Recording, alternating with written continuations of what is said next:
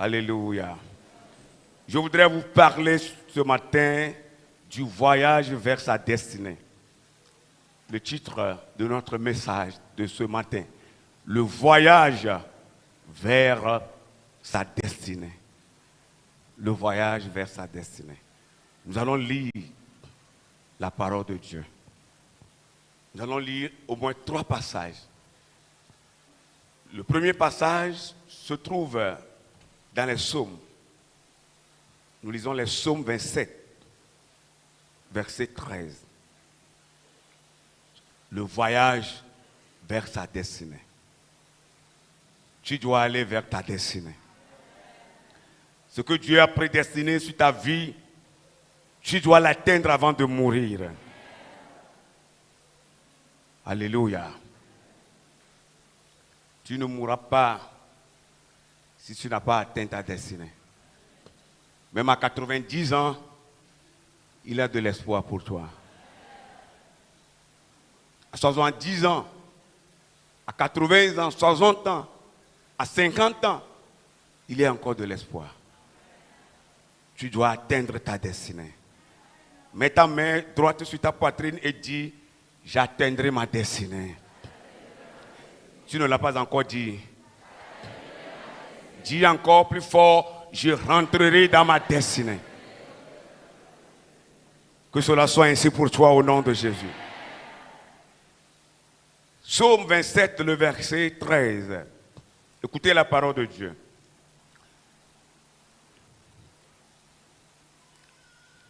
Le psalmiste dit ceci. Oh, si je n'étais pas sûr de voir la bonté de l'Éternel sur la terre des vivants. Oh, si je n'étais pas sûr de voir la bonté de l'Éternel sur la terre des vivants. Sur cette terre des vivants. Le psalmiste dit qu'il est sûr qu'il verra la bonté de l'Éternel. Est-ce que vous croyez à votre Dieu, le Dieu de votre salut? Celui qui vous a sauvé? Est-ce que vous avez votre confiance en lui?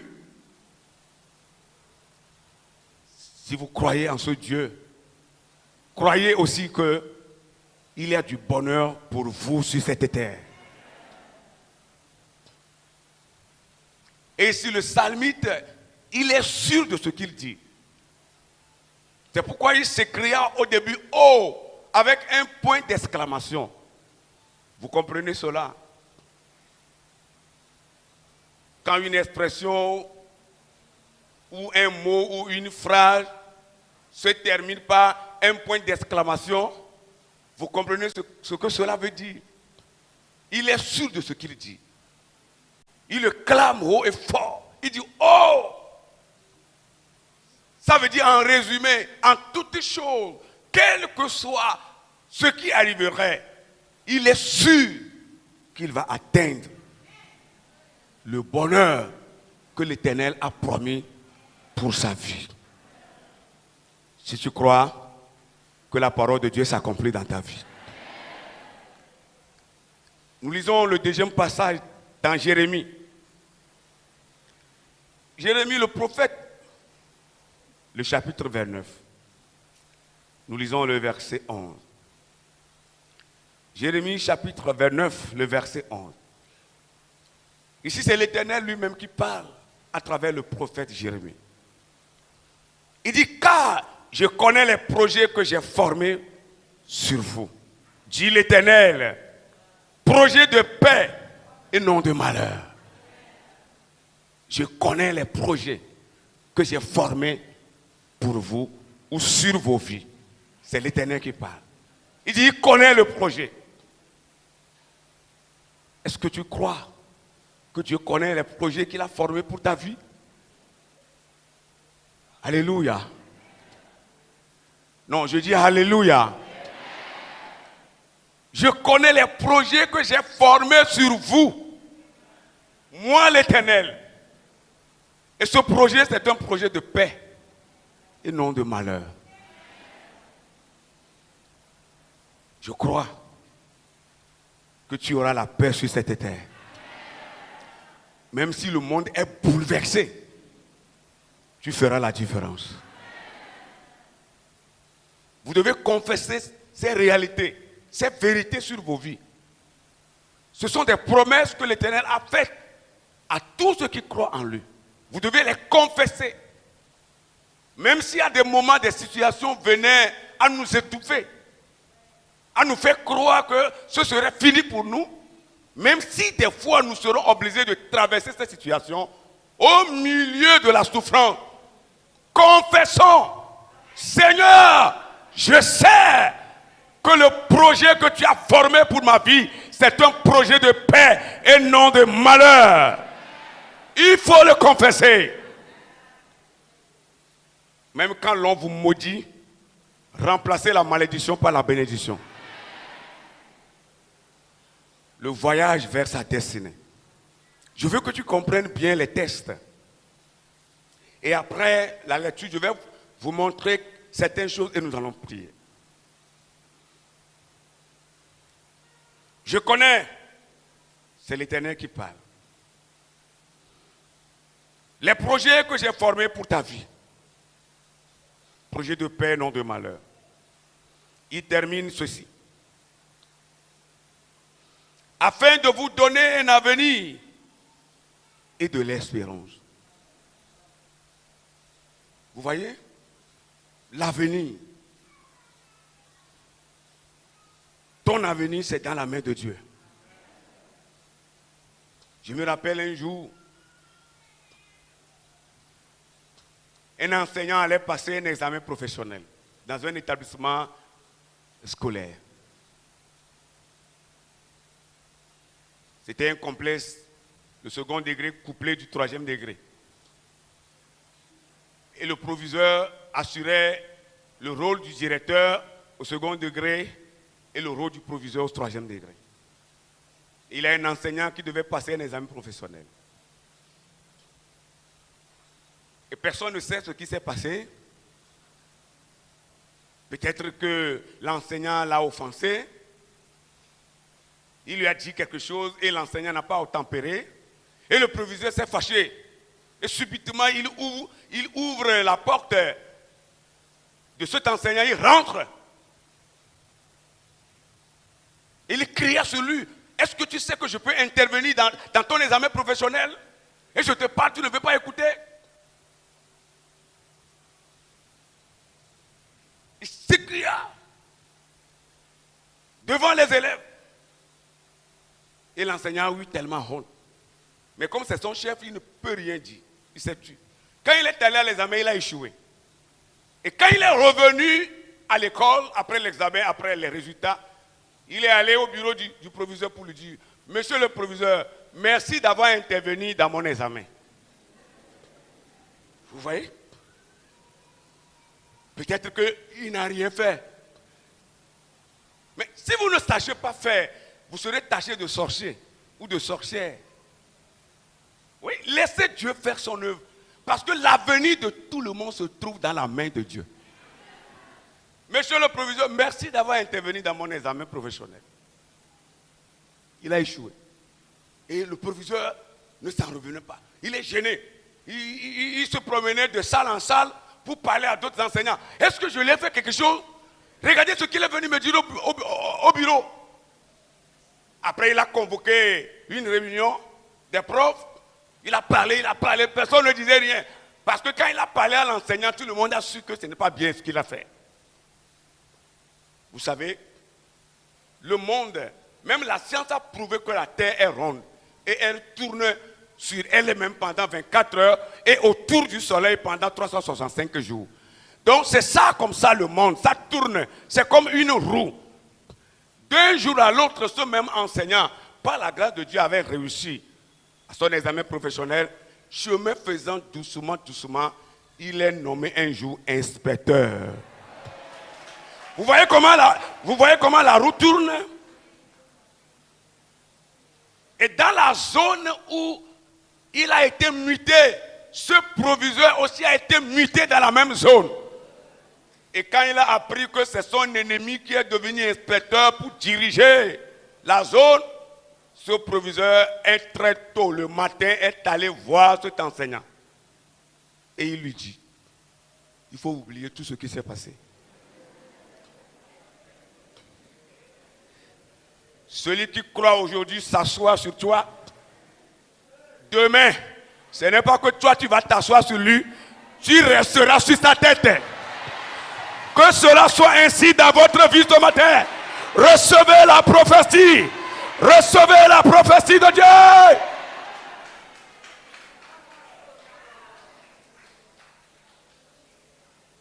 Même si chez vous, dans votre famille, dans votre milieu, dans votre localité, personne n'a jamais été élevé, c'est toi qui seras élevé. Je le prophétise sur ta vie. Reçois la prophétie de Dieu. Vous savez, souvent ce que les gens voient, ce n'est pas ce que Dieu voit. Oui, je vais t'inviter à lire le 3e passage. Le 3e passage. C'est dans le Nouveau Testament. L'évangile selon Luc. Il a une parole de révélation là. Luc le chapitre 2. Luc le chapitre 2. Nous lisons le verset 25 au verset 30. Vous me suivez dans la lecture. Luc 2, verset 25 à 30. Et voici, il y avait à Jérusalem un homme appelé Simon. Cet homme était juste et pieux. Il attendait la consolation d'Israël et l'Esprit Saint était sur lui. Oh, y a-t-il une femme? Y a-t-il un homme? Y a-t-il un jeune homme? Y a-t-il une jeune fille ce matin dans ce temple? Y a-t-il un enfant, un serviteur de Dieu, une servante de Dieu qui attend la consolation de Dieu sur la tête des vivants? Que cette consolation te soit donnée au nom de Jésus.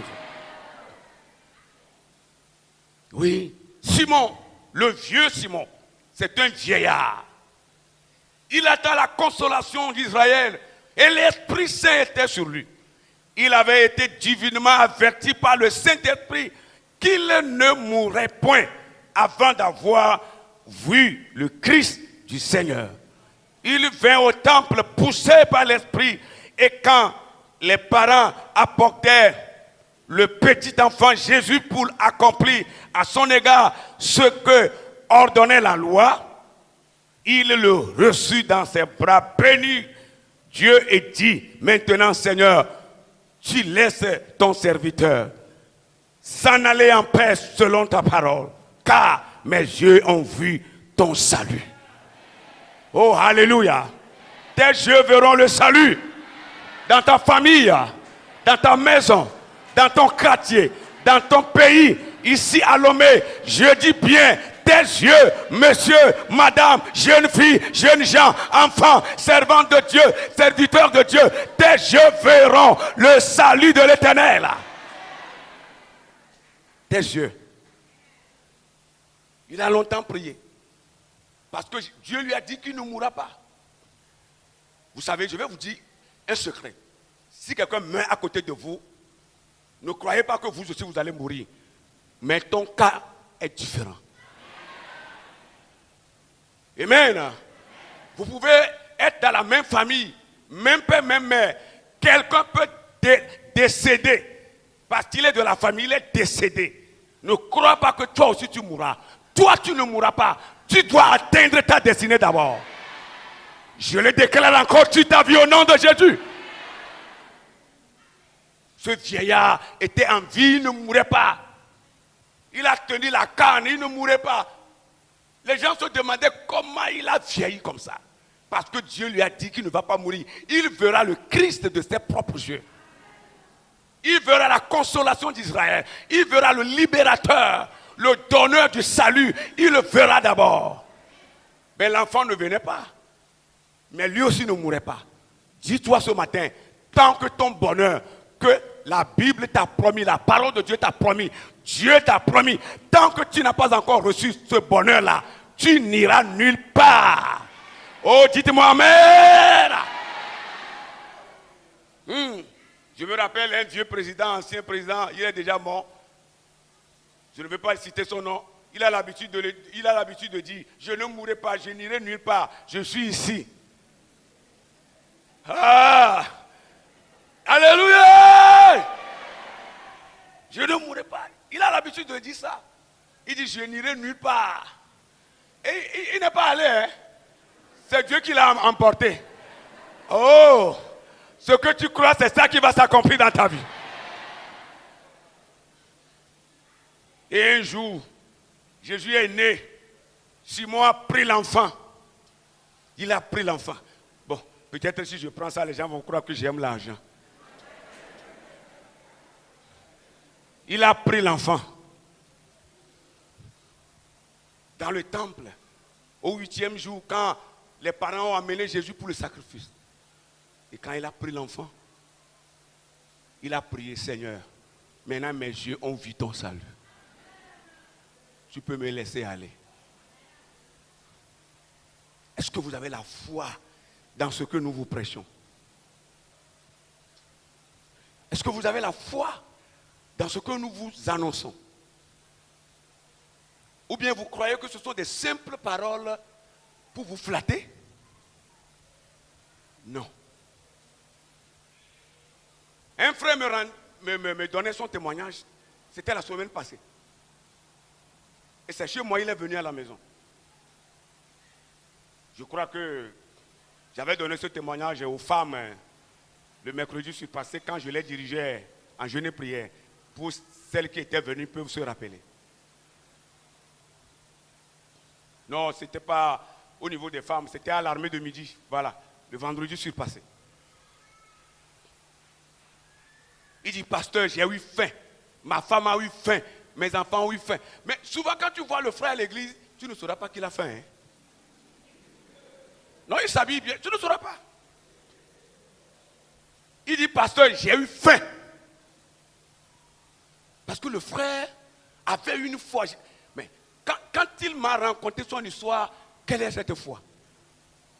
Il allait dans un service, il n'a jamais été embauché. Mais il allait. Il n'est même pas considéré comme un planton. On l'a renvoyé en veille. Lui aussi, il allait. Il faisait ce qu'il doit faire. Personne ne le regardait pendant des années. Et c'était la semaine surpassée. Un matin, il est encore revenu. Et le chef l'a appelé. Il dit, toi là, quel est ton statut? Quel est ton statut même? Quel est ton statut? Il dit, non. Vous ne me dites rien, je suis là. J'ai fait les dossiers déposés depuis, je viens seulement. Le planton même qui est devant là vaut mieux que moi. Et le chef a dit, ah bon, tu as tout fait, oui. Il dit, ok, demain il faut revenir me rappeler. Regardez-moi. Ce que le frère a pris des années, il n'a pas trouvé. Le 3e jour, le chef l'appelle et lui dit, à partir de ce matin, tu es engagé. Ouh! Quelle foi! Vous devez lutter pour arriver à votre destination, à votre destinée. Ne démissionnez pas. Même si ce que vous demandez n'est pas encore là, croyez que vous l'avez reçu dans la foi. Continuez le combat. C'est très important. La destinée. Alors, je ne vais pas m'attarder sur la définition, mais je voudrais quand même vous dire que la destinée, c'est la puissance souveraine réglant d'avance les cours des choses, les cours de l'histoire. La puissance souveraine qui règle le cours de l'histoire de tout et chacun de nous sur cette terre. Et cette puissance souveraine, c'est Dieu. C'est Dieu. Tu n'es pas un fruit de hasard. Dis-moi Amen.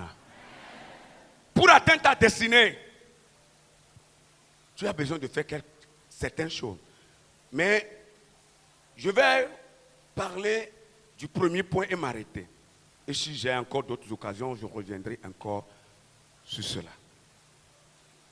Pour arriver à votre destination, ou à votre destinée, ou à votre destin. Parce que la destinée exprime la personne et le destin exprime ce qui s'est accompli dans la vie de la personne. Pour arriver à son destin ou à sa destinée, si vous le voulez, vous devez premièrement courir comme l'aigle court. Amen. Vous devez courir comme l'aigle. Le chrétien doit courir comme l'aigle. Il doit marcher comme l'aigle. Dans le livre du prophète Ésaïe, le chapitre 40, nous lisons les versets 30 et 31. Ésaïe, le chapitre 40, le verset 30 au verset 31. Nous lisons la parole de Dieu. Les adolescents se fatiguent et se lassent, et les jeunes hommes chancellent. Mais ceux qui se confient en l'Éternel renouvellent leur force. Ils prennent le vol comme les aigles. Ils courent et ne se lassent point. Ils marchent et ne se fatiguent point. Si vous voulez atteindre votre destinée, vous devez courir comme l'aigle. Vous devez hâter comme l'aigle. Vous devez faire rapidement comme l'aigle. Si vous êtes paresseux, vous n'aurez rien sur la terre. Vous allez naître, ou bien vous allez naître pauvre, grandir pauvre et mourir pauvre. Si vous êtes paresseux. Oui. Mais quand vous êtes comme l'aigle, vous courez comme l'aigle, vous marchez comme l'aigle, vous faites tout comme l'aigle, vous réussirez. Je n'ai pas entendu Amen.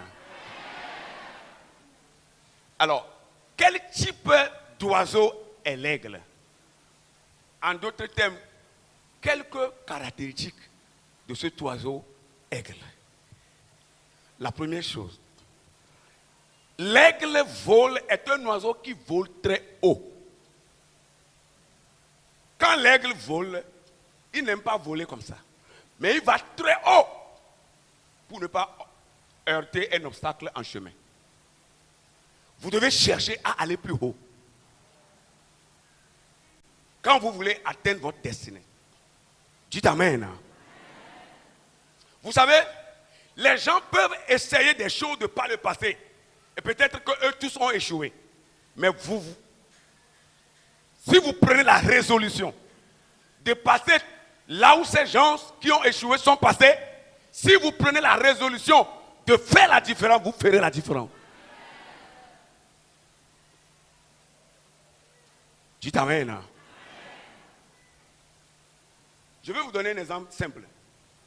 Vous avez suivi la finale de la CAN passée, où le Sénégal, qui n'a jamais reçu cette CAN, tous les joueurs se sont dit au pays, avant de venir au Cameroun pour livrer ces matchs, premièrement dans les poules ou dans leurs poules, et après huitième de finale, quart de finale, demi-finale et aller en finale. Au début, ça paraît comme une équipe faible qui ne peut pas aller loin. Ils sont tous confondus sur le terrain. Ils ne jouent pas bien. Mais l'objectif qu'ils ont pour cette année, pour cette CAN, c'est que nous allons prendre la coupe et amener chez nous. Le Sénégal avait connu de grands joueurs. De grands joueurs que vous connaissez. Ceux qui regardent le foot comme moi. Oui. Non, je regarde bien le foot. Je jouais même à l'école, c'est mon père qui a fait, j'ai arrêté. Oui. Il venait même chez le directeur, le proviseur pour lui dire, il ne faut pas l'aligner. Je jouais. J'avais cassé même le pied, on m'avait plâtré. À cause du football. Je jouais. Lorsque je n'étais pas encore pasteur, j'allais au terrain. Quand il y a un match, j'allais. J'allais au ancien stade là, j'allais, je regardais. Aujourd'hui, c'est le ministère qui m'a retiré ça. C'est un péché? Vous regardez les feuilletons aussi, non?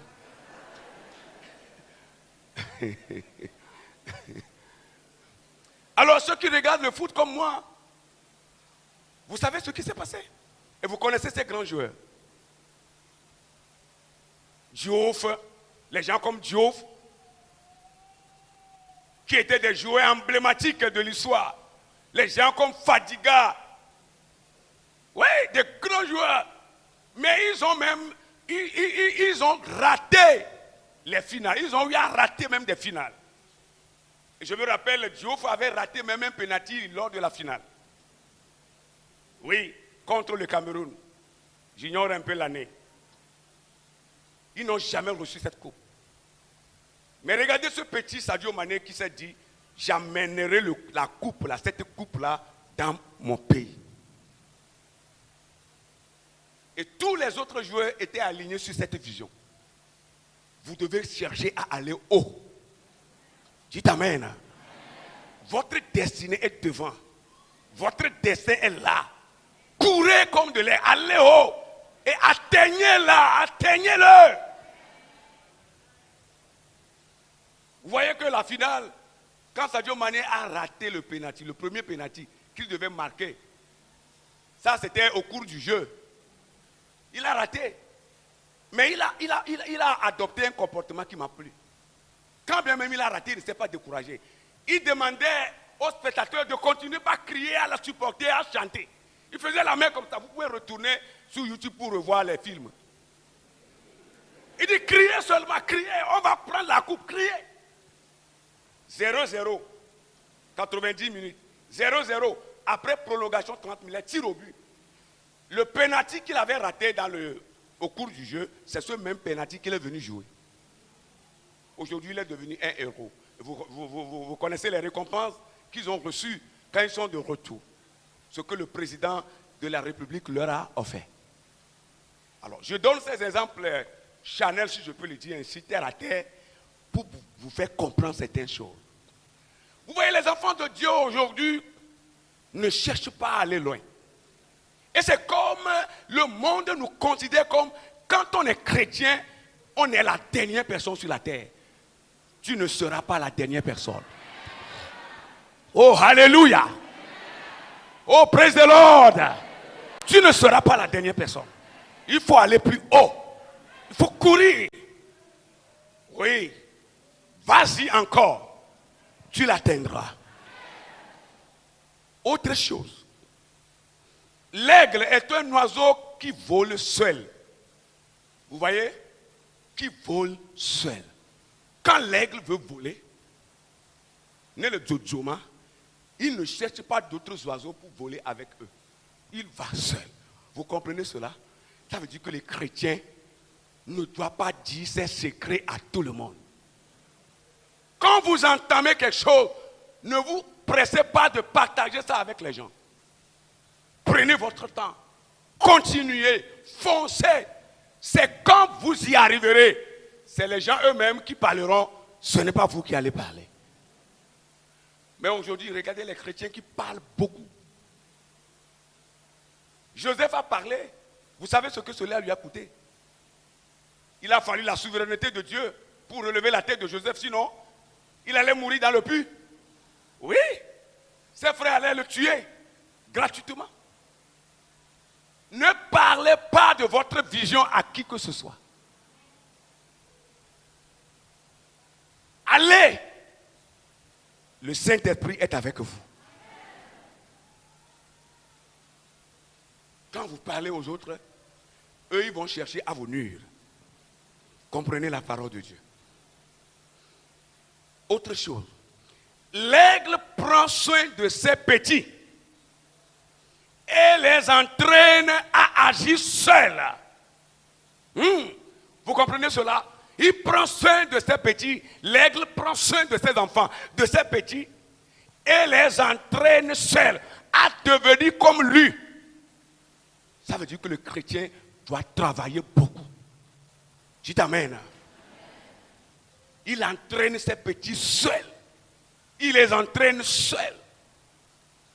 Il fait tout et tout pour que ses petits deviennent comme lui.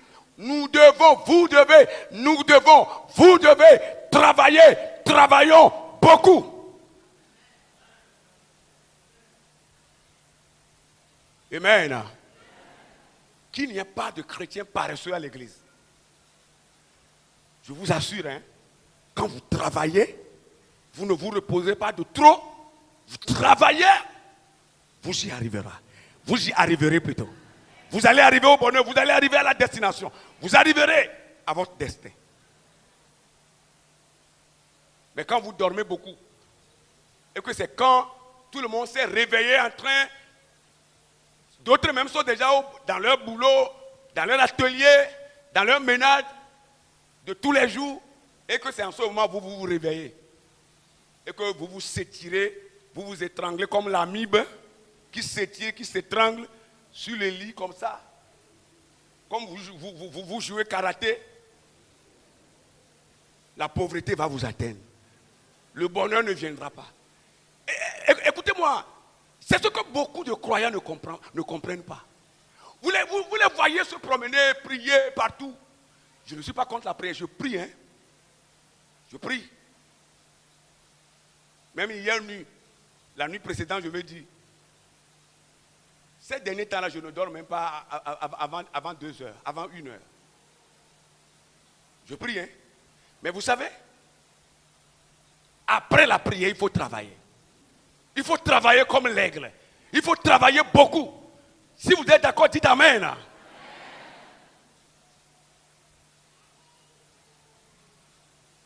Vous allez voir les enfants de Dieu qui traînent. Vous allez prier, parler en langue. Mais le bonheur ne viendra pas. Parce que vous avez croisé les bras après la prière.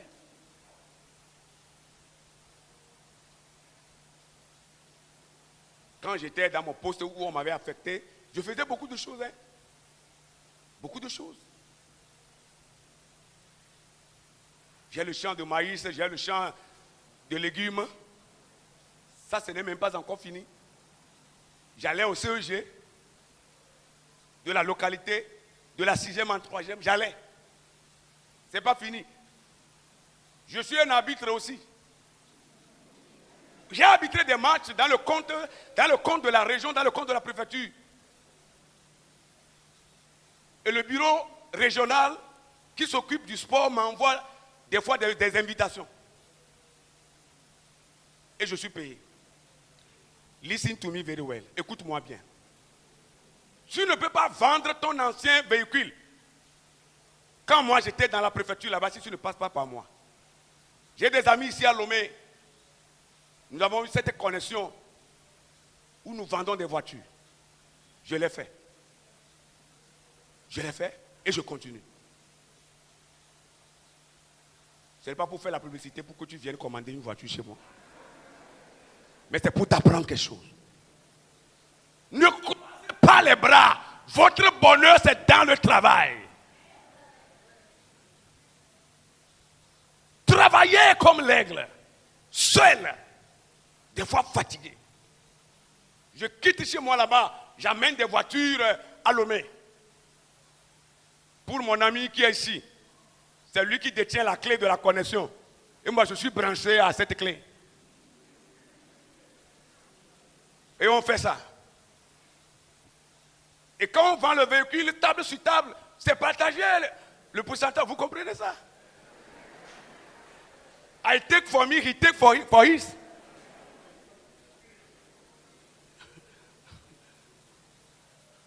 Ce n'est pas aller et revenir, non. Pasteur, il faut aller et revenir. C'est table sur table.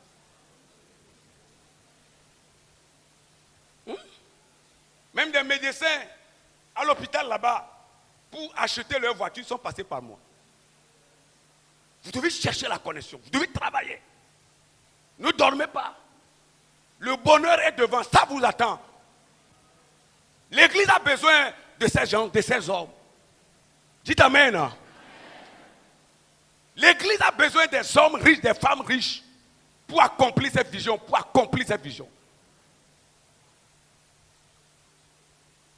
Et l'église ne doit pas toujours attendre, tendre la main pour quémander. Mais quand vous êtes béni, l'église est bénie. Oh, je prie que ta bénédiction arrive maintenant. Ou bien vous ne me croyez pas? Il faut croire. Il faut travailler seul. Se réveiller tôt. Il faut tout faire.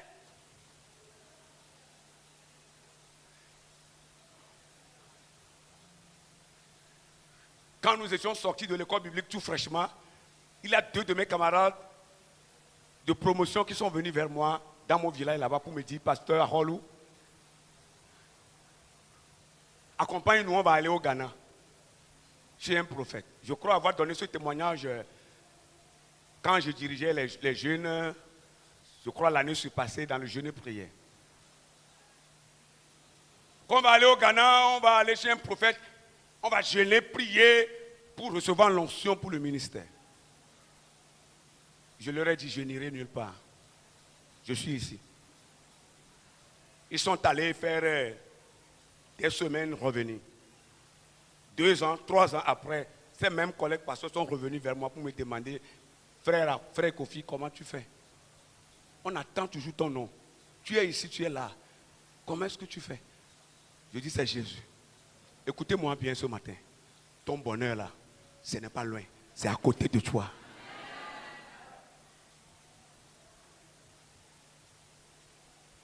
Des fois, notre danger, c'est que, notre problème, c'est que nous voulons faire comme les autres. Nous voulons faire comme celui-là. Je veux faire comme celle-là. Non. Il faut travailler comme l'aigle. Et travailler beaucoup. C'est important. L'aigle a une vision très puissante. C'est ça sa vision. Très puissante. Et l'aigle ne se fatigue pas comme ça. Quand l'aigle voit que ses plumes sont peut-être vieux et pour être remplacé, l'aigle vole pour aller sur une colline. Et c'est là qu'il va rester longtemps, secouer les vieux plumes là et rester là jusqu'à ce que de nouveaux plumes poussent avant qu'il ne retourne. C'est ça l'aigle. Sa vision est puissante. Le chrétien doit avoir une puissante vision. Praise the Lord. Est-ce que vous me comprenez déjà? Il n'y a pas de travail. C'est un champ comme moi. Il faut laisser ce champ-là. Il n'y a pas de travail. Oui, c'est vrai. Il n'y en aura pas pour tout le monde, c'est vrai. Mais tu peux créer ton emploi. Il y a du travail pour toi. Ton Dieu a ton travail. Si tu cherches, tu trouveras. Praise the Lord. L'aigle éprouve avant de faire confiance. Vous savez, dans la vie, il ne faut pas faire confiance à tout le monde. Oui, ne faites pas confiance à tout le monde. Il faut éprouver les gens. Il y a certains qui viendront détruire votre vision. Quand ils vous voient commencer quelque chose, ils viendront vers vous. Ce n'est pas pour vous aider, mais c'est pour vous détruire. Vous allez trouver même certains de ces gens dans l'église. Vous allez les trouver dans le monde, vous allez les trouver aussi dans l'église. Ne faites pas leur compagnie. Cherchez à évoluer seul. Je vais vous donner quelques symboles et je vais m'arrêter. L'aigle, qu'est-ce que l'aigle symbolise? L'aigle symbolise la capacité. La capacité. Le chrétien doit avoir la capacité. En toutes choses, si tu veux aller loin, si vous voulez aller loin, vous devez avoir la capacité. Ne sois pas un chrétien faible. Non. Mais il faut avoir la capacité. En toutes choses. Si tu es faible, tes amis vont te dépasser. Tes camarades de banc vont te dépasser. Tu resteras toujours là où tu étais. Mais quand tu as la capacité, tu iras loin. Dis Amen. Le second symbole, l'aigle, son symbole, c'est la force.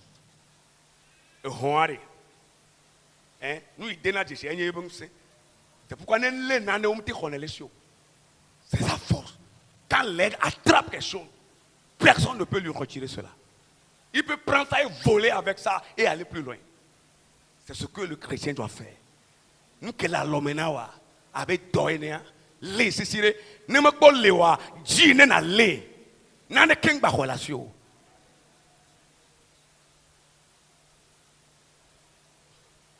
La force. La force. Le troisième symbole, l'aigle, c'est un animal puissant. Cela veut dire que le chrétien doit chercher en tout temps à marcher avec le Saint-Esprit, à être rempli du Saint-Esprit. Et quand l'Esprit de Dieu est avec vous, vous réussirez. Amen. À partir de demain lundi, Dieu veut voir des femmes, des hommes entamer de nouvelles choses. Dieu veut te voir entamer de nouvelles choses. Pour ta survie, pour ton bonheur. Il faut rentrer dans ton destin. Oui. Petit à petit, il faut rentrer. Ne reste pas pour regarder. Regardez cet homme, regardez cette femme. Non. Tu as pour toi aussi. Vous voyez? L'aigle, la quatrième chose, est un oiseau stable. Le chrétien doit être stable en lui-même. Ne vous promenez pas sur les pasteurs, ne vous promenez pas sur les prophètes, ne vous promenez pas sur les hommes de Dieu. Soyez stable en vous-même. Priez vous-même. Entreprenez des choses vous-même. Vous irez loin. Je dis bien, vous irez loin. C'est comme ça que Dieu a créé l'homme. Dieu n'a pas créé l'homme pour que l'homme soit dépendant. Non. Dieu a créé l'homme et a donné l'indépendance à l'homme. Le libre arbitre à l'homme. Pour que l'homme soit capable lui-même de tout faire. C'est pourquoi il a dit dominer sur toutes choses. Les oiseaux, les animaux, sur toute la tête, dominer. Tu as la domination en Jésus dans tes mains. Tu as cette domination. Pourquoi tu veux laisser ça et courir à gauche, à droite? La persévérance, le cinquième symbole. L'aigle est un oiseau qui persévère. Vous voyez, quand vous entamez quelque chose et que la chose n'avance pas, ne soyez pas découragés. Continuez. Persévérez. C'est l'endurance. La persévérance. C'est comme ça l'aigle. Il ne faut pas démissionner. Il ne faut pas dire non, oh, je suis fatigué. Vous voyez? Non, ne démissionnez pas. Ne laissez pas ce que vous êtes en train de faire. Persévérez. Le bonheur vient, le bonheur arrive. Le bonheur est devant. Tant que Dieu ne vous a pas dit d'arrêter, n'arrêtez pas. Il y en a même qui disent, j'attends la vision de Dieu. J'attends que Dieu me parle d'abord. Qu'est-ce que tu veux que Dieu te dise? Dieu t'a tout donné. Il t'a tout donné. C'est à toi de te lever. Vous croyez que si Goliath, au moment où il insultait le peuple d'Israël, et que tout Israël, même David, sont là-bas pour dire, Dieu même va nous combattre là. Oh, Dieu, il va nous sauver, il va nous délivrer. L'oppresseur est là mourir un jour. Vous croyez que Israël serait sauvé? Ils seront sous l'esclavage. Mais David s'est levé. Les gens lui disaient, ne va pas, il dit, je vais aller. Ne va pas, je vais aller. Est-ce que David a écouté une vision de Dieu avant de se lever? Non. Il sait qu'il a déjà le pouvoir sur le méchant. Le pouvoir pour le travail, c'est dans tes mains. Le pouvoir de la réussite, Dieu te l'a déjà donné. Il t'a déjà donné ce pouvoir. Lève-toi. Quelle vision, quelle révélation tu veux encore? Quand tu te lèves, Dieu va se lever avec toi. David s'est levé. Dieu s'est levé. Il a lancé la pierre. Dieu a pris la pierre. Il a frappé le front du Philistin. Mais s'il n'avait pas lancé la pierre, s'il ne s'est pas levé, Dieu aussi va regarder. Dieu ne va pas broncher, il va regarder. Levez-vous. Courez seulement. Vous allez atteindre votre bonheur. Praise the Lord. Je vais finir pour vous dire, il faut être un chrétien qui résiste à tout vent. L'aigle résiste. Quand le vent souffle, il résiste. Résistez à tout vent. Même quand le vent souffle tellement pour vous renverser, résistez. Vous y arriverez. Vous allez atteindre votre bonheur. Si vous n'êtes pas arrivé à votre destinée, n'arrêtez pas. Et vous ne mourrez pas avant d'atteindre votre destinée. Vous allez l'atteindre avant votre mort. C'est ça la prophétie de Dieu pour vous. Que Dieu bénisse son Église. Au nom de Jésus.